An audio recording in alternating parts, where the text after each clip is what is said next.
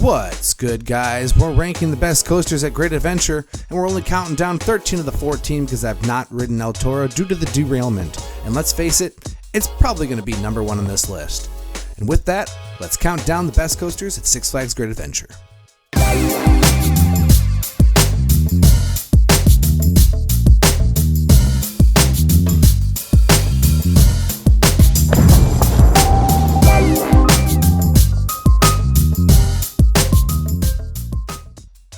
Number 13, we got Little Devil Coaster, Zamperla Family Gravity 80 STD. It's a popular model.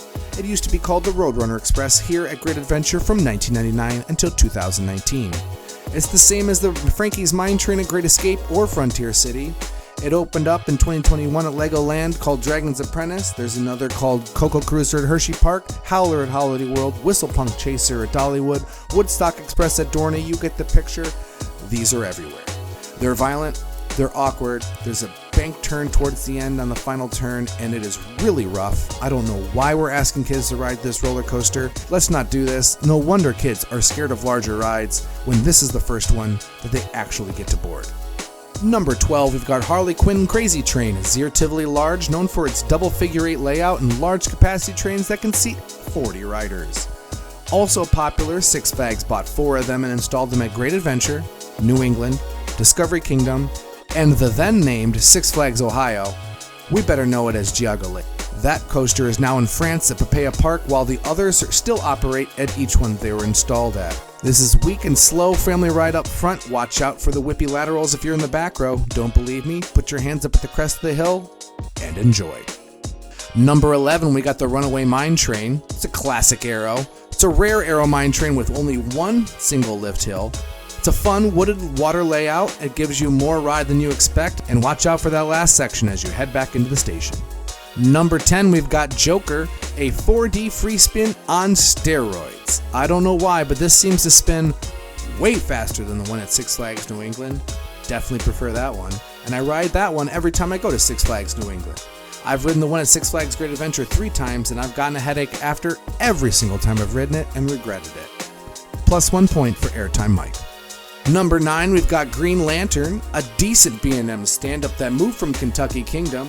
I grew up riding stand-up, so I don't complain about them as much as others. Do I prefer other options? For sure I do, but I don't get all the hate that these get.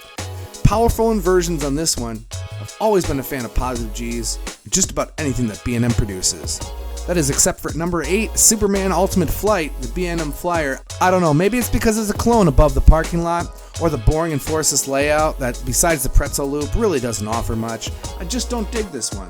I also think that they had a more wooded setting where you dart away from the trees and swoop over beautiful landscaping. The ride would provide more excitement. See Tatsu and Manta. Number 7, we got Dark Knight Coaster, a mock Wild Mouse.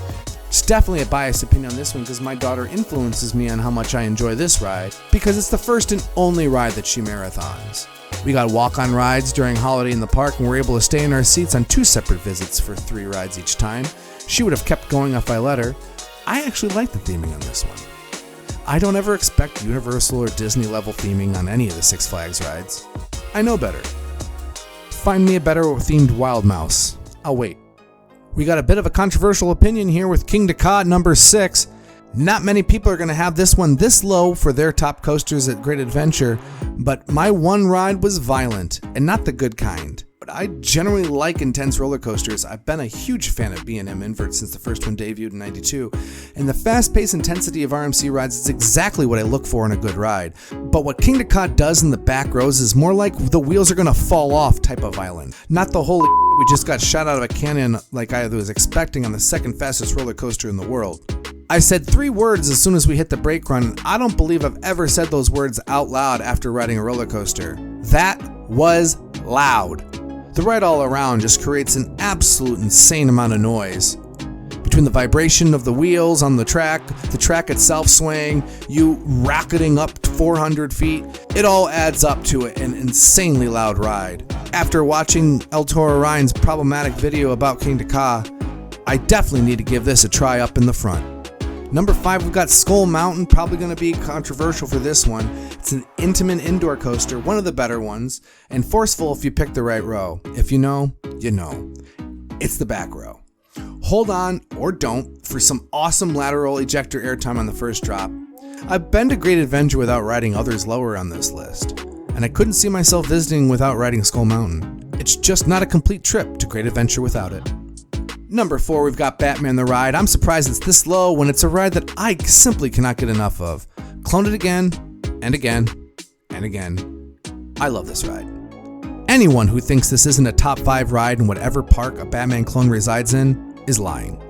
They're just quality roller coaster rides decades after install. Absolutely amazing B&M. Plus that you can bet that I Dig Coasters will always rank these clones high. It's the coaster that got me willing and excited to ride all the other ones. Number 3, we've got Bizarro. This one caught me off guard. I love the rides that got on Bizarro the weekend before it shut down to be rethemed. Absolutely incredible inversions on this one. The original floorless coaster still brings it 22 years later. Great Adventure seems to be breathing new life into this coaster and teased a Riddler Reed theme this fall. I just hope they keep the flame element. At number 2, we've got the most explosive coaster at Great Adventure in Nitro. My first B&M Hyper experience, and my first rides I tended to staple myself foolishly, and I thought the ride didn't offer much as it almost completely lacks ejector airtime.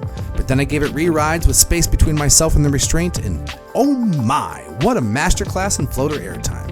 My wife ended up graying out on the helix before the mid-course, and the sheer concept of Nitro now shakes her to her core, and she's ridden X before it was X2.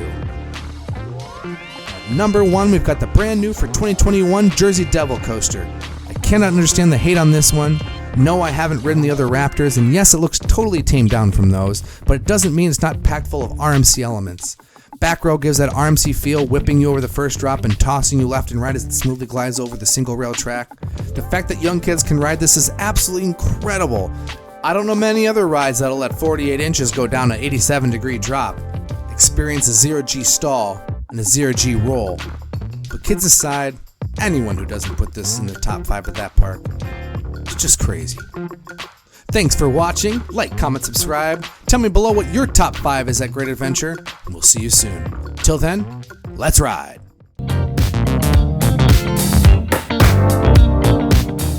Real number 1 is El Toro. In 2022, I'll ride the bull.